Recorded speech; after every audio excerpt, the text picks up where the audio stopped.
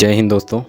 तो चलिए आज हम लोग जानेंगे कि टेंथ के बाद आप कौन से सब्जेक्ट ले सकते हैं। ठीक है, कौन सा सब्जेक्ट आपके लिए बेस्ट होता है उसके बारे में हम लोग जानेंगे। ठीक, तो यहाँ पर बेस्ट सब्जेक्ट आफ्टर टेंथ, 10वीं के बाद कौन सा सब्जेक्ट बेस्ट होता है for private and government school both, दोनों के लिए। ठीक है, तो सबसे पहले यहाँ पर साइंस का बात बोलेंगे। साइंस हो गया पहला, दूसरा हो गया मैथ्स, फिर थर्ड हो गया आर्ट्स, फोर्थ में आ गया कॉमर्स एंड फिफ्थ हो गया एग्रीकल्चर। ये 5 सब्जेक्ट मेन होते हैं जो कि काफ़ी होते हैं आपको फील्ड में, और अदर भी होते हैं। अगर आपको मान लो 10th के बाद कुछ नहीं करना है, कोई जॉब लेना है, तो उसके लिए अलग वीडियो बनेगा, उसके लिए अलग वीडियो में समझाऊंगा। पहले इसमें देखते हैं। सबसे पहले साइंस अगर आप लेते हैं, साइंस में आपको इंटरेस्ट है, तो आप उसमें कौन कौन से सब्जेक्ट को पढ़ेंगे।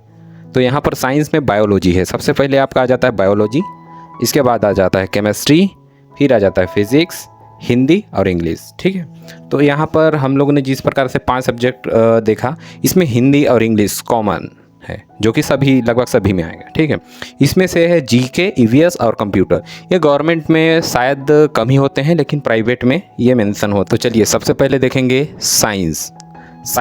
तो यहाँ पर साइंस में biology, chemistry, physics, Hindi, English, यहाँ पर 5 सब्जेक्ट आ गए साइंस के अंदर। ठीक, उसी प्रकार सेकंड में आता है मैथ्स में मैथ्स। ठीक है, बाकी वही 4 इधर जो कि साइंस में था वही मैथ्स में भी होगा, यहाँ पर कॉमन है। ठीक, फिर इसके बाद है थर्ड नंबर पे आर्ट्स में आएगा history, geography, political science, economics, Hindi और इंग्लिश। ठीक, फिर आता है आपका फोर्थ नंबर में कॉमर्स में आएगा अकाउंटेंसी, फिर आ जाएगा बिजनेस स्टडीज़, फिर आ जाएगा इकोनॉमिक्स, हिंदी, इंग्लिश। ठीक, इसके बाद 5वां नंबर पे आता है एग्रीकल्चर, जिसमें आता है क्रॉप प्रोडक्शंस, इसके बाद हॉर्टिकल्चर, इसके बाद आता है सोयल साइंस, सोशल साइंस नहीं ना, सोयल साइंस, फिर एनिमल हस्बेंड्री, फिर हिंदी इंग्लिश। हम यहाँ पर देख रहे हैं हिंदी इंग्लिश सबके लिए कॉमन है, क्योंकि हम अपने देश में रहते हैं, तो हिंदी जानना सबके लिए ज़रूरी है और इंग्लिश समझना है, क्योंकि आगे जाके आप अगर दूसरे राज्यों में जाते हैं तो वहाँ का लैंग्वेज अलग है, तो वहाँ